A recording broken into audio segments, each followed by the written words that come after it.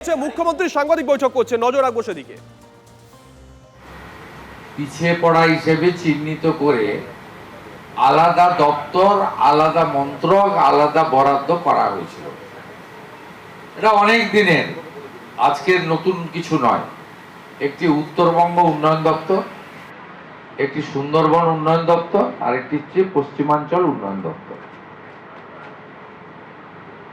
এবং পশ্চিমাঞ্চল উন্নয়ন দপ্তরের অধীন মোট 76টি ব্লক রয়েছে, গ্রামীণ এলাকা। এই ব্লক এলাকাতে আমাদের ডেভেলপমেন্টের কাজ করতে হবে। এখানে পরিকাঠামোগত উন্নয়ন, সামাজিক ক্ষেত্রে উন্নয়ন, জীবন জীবিকার মান উন্নয়ন, এবং বিশেষ করে এই এলাকাতে তফসিলি জাতি, উপজাতি, কুর্মি, বাউরি সহ সমস্ত মানুষকে, যারা আমাদের, আমি মনে করি যারা মূলবাসী, তাদের ডেভেলপমেন্টের জন্য আমাদের বিশেষ বিশেষ নজর দেওয়া উচিত। 2019 সালে ঝাড়গ্রাম, আসানসোল,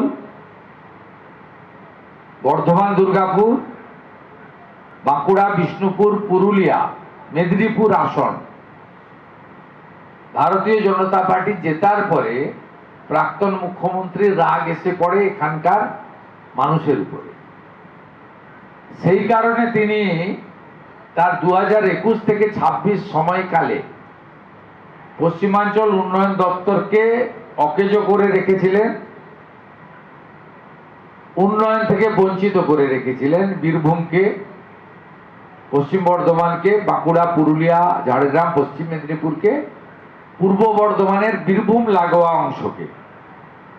স্বাভাবিকভাবে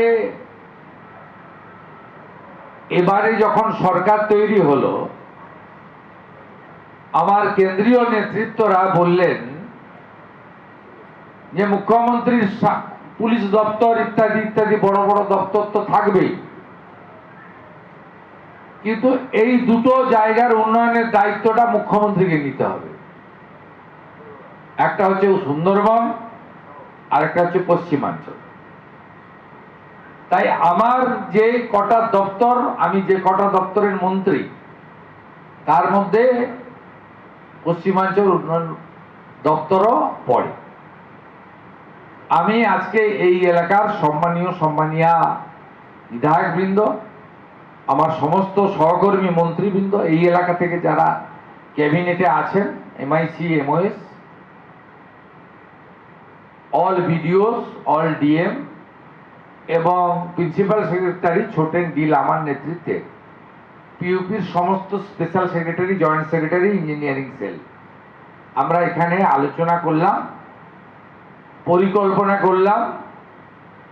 আগামী 3 মাসের একটা পরিকল্পনা হলো, সেপ্টেম্বর, অক্টোবর, নভেম্বর, এই মাসে পরিকল্পনাগুলো তোলা, স্কিম বানানো, ডিপিআর বানানো ইত্যাদি করা, এবং পরের মাসে টেন্ডার ফ্লোট করা, পুজোর পর থেকে শুকনোর সময় থেকে কাজগুলো শুরু করা। এবং এতে অগ্রাধিকার দিতে আমরা বলেছি পিছিয়ে পড়া গ্রামগুলিকে। আমরা চিহ্নিত করে দিয়েছি পার অঞ্চল অন্তত 50 লক্ষ টাকা করে আমরা কাজ করতে চাই। এইভাবে নানা আলোচনা আজকে এখানে হয়েছে। বিধায়করা দুটো থেকে আলোচনায় অংশ নিয়েছেন। আমি যেহেতু আকাশপথে আসতে পারিনি, আমার 2 ঘন্টা লেট হয়েছে এখানে আসতে, 4:15-তে আমি এসেছিলাম। আমিও এনাদের সঙ্গে কিছুটা বক্তব্য, কিছুটা ইন্টারেকশন, কিছুটা ইন্টারভেনশন, কিছুটা পাওয়ার পয়েন্ট প্রেজেন্টেশনের মাধ্যমে আলোচনা করে আমরা একটা রোডম্যাপ বানিয়েছি। পশ্চিমাঞ্চলের লোক শুনলে ক্রোধান্বিত হবেন। বিগত দিনে যিনি মুখ্যমন্ত্রী ছিলেন, প্রাক্তন, তিনি গত অর্থবর্ষে মাত্র 20 কোটি টাকা বরাদ্দ করেছিলেন, 6 কোটি টাকার কাজ হয়েছে। আমি পূর্ণাঙ্গ বাজেট আমাদের হয়নি, কারণ 4 মাসের বাজেট ভোট অন অ্যাকাউন্ট হয়েছিল। 8 মাসে এই এলাকায় আমরা 1610 কোটি টাকা বরাদ্দ করেছি, যার মধ্যে 10 কোটি টাকা ইঞ্জিনিয়ার এবং কর্মচারীদের বেতনের জন্য, অর্থাৎ নন প্ল্যান, 1600 কোটি টাকা প্ল্যান হেডে। আমি চেষ্টা করব মার্চ মাসের মধ্যে এই টাকা যাতে সমস্ত আধিকারিক এবং জনপ্রতিনিধির সাহায্য নিয়ে, জঙ্গলমহলের মানুষ যে বিরাট প্রত্যাশা নিয়ে মাননীয় প্রধানমন্ত্রী নরেন্দ্র মোদীর গ্যারেন্টিকে বিশ্বাস করে আমাদেরকে ক্ষমতায় এনেছেন, সেটা আমরা যাতে করতে পারি। আমি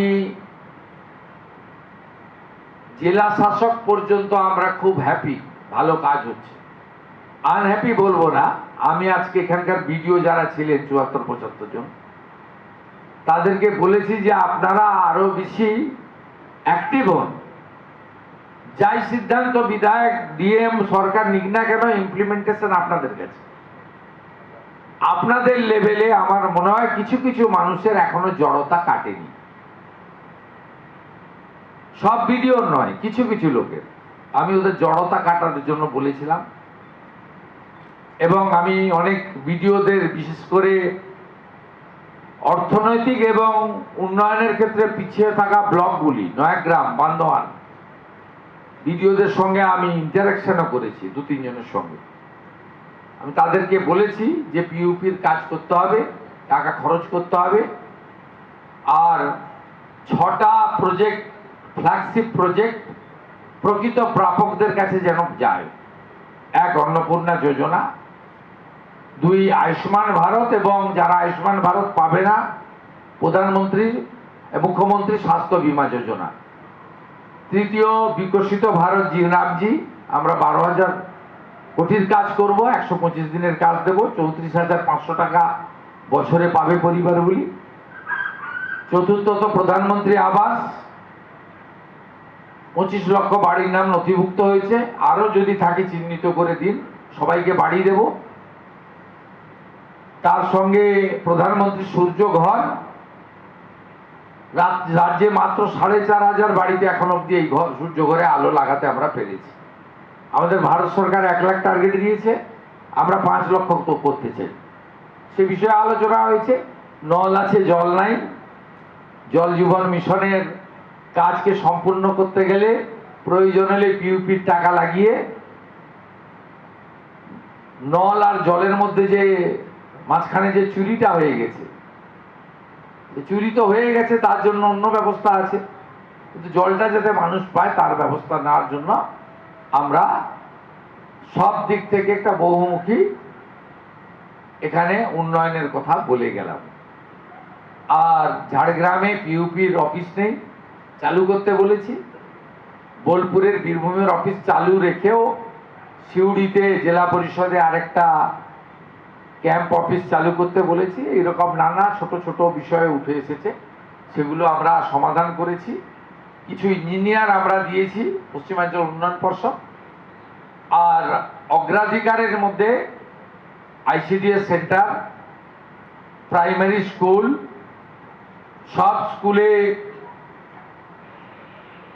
লেডিস এবং মেল ফিমেল টয়লেট, ডাইনিং সহ কিচেন, সমস্ত বীরভূম থেকে শুরু করে এই এলাকা ভীষণ গরম হয়, সব স্কুলে ফ্যান দেওয়ার বিষয়ে কথা বলেছি, ডাইরেকশন দিয়েছি।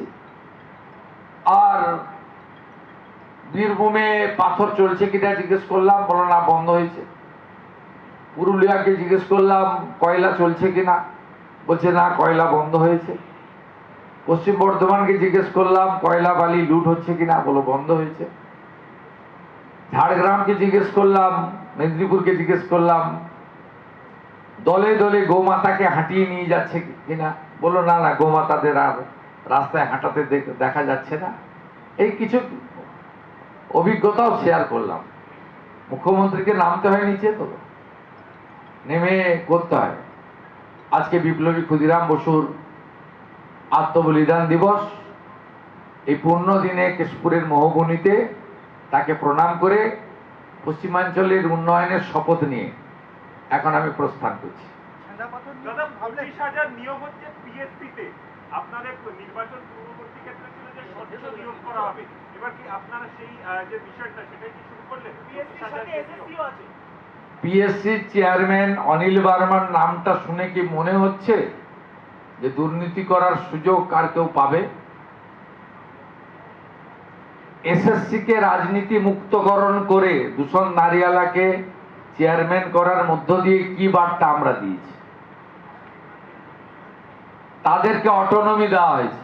পিএসসি এসএসসি তারা যা প্রেস কনফারেন্স করেছেন এটা গভর্নমেন্টের কাজ। আমাদের কি কাজ? রিক্রুটমেন্টে আমাদের তিনটে কাজ।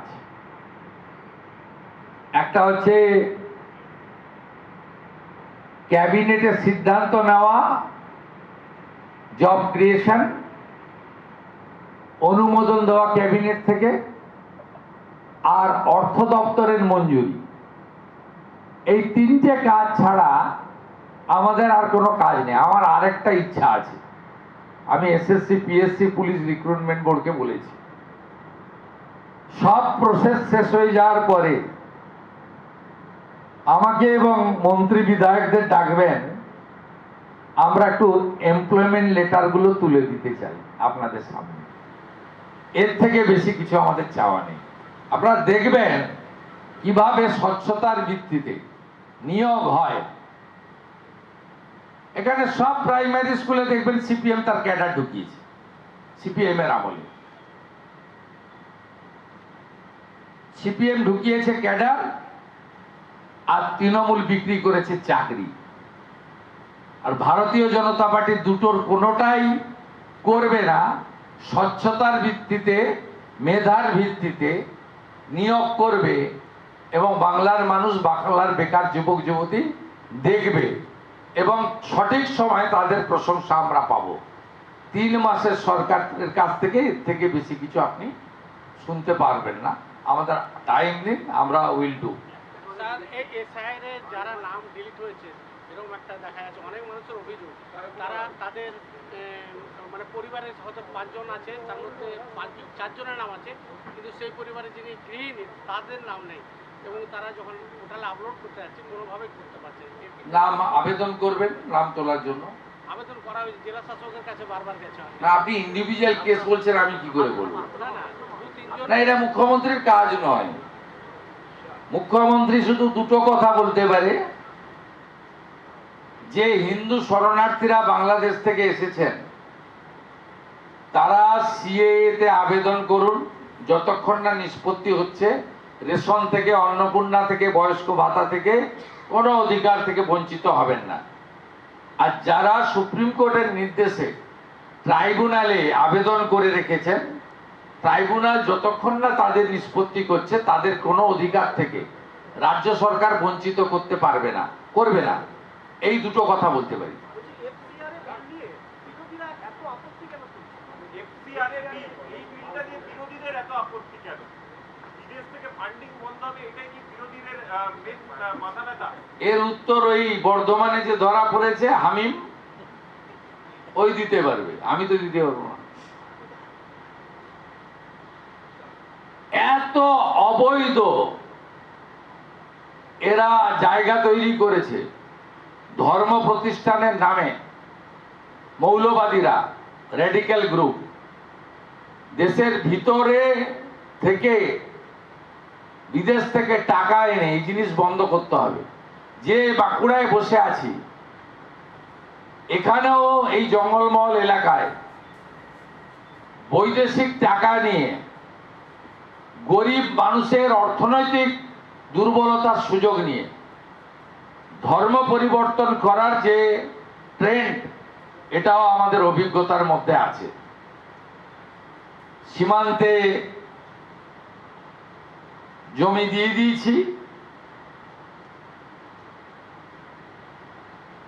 ওবিসির অবৈধ তালিকা বাতিল করে দিয়েছি, ইমাম মুয়াজ্জেম ভাতা বন্ধ করেছি, গোমাতার সম্মান রক্ষা করেছি। মহরম হয়েছে কিন্তু তরোয়াল বের করতে দিইনি। কিছুদিনের মধ্যে ইউসিসি আসবে, এক দেশ এক প্রধান, এক রাজ্য এক মুখ্যমন্ত্রী এক আইন। UCC, we all are equal. তারপরে আর দুটো কাজ আমার বাকি করতে হবে, ধর্ম পরিবর্তন আর জমি কেনা বেচার ক্ষেত্রে আইন আনা। এই কাজও আমি করছি, ট্রাস্ট মি।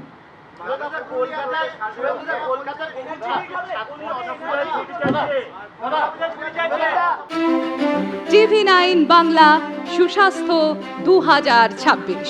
যাদের হাতে আমাদের প্রাণ, তাদের জানাই সম্মান। যে চিকিৎসকরা আমাদের জীবনটাকে ঘিরে রেখেছেন তাদের সম্মান জানাবো আমরা। TV9 Bangla health conclave. পুরস্কার যেগুলো দিচ্ছেন তার জন্য চিকিৎসকরা উদ্বুদ্ধ হয়। স্বাস্থ্য পরিষেবায় সেরার সম্মান। দেখুন TV9 বাংলা সুস্বাস্থ্য, শনিবার বিকেল 5:25 TV9 বাংলায়। TV9 বাংলা, না দেখলেই নয়।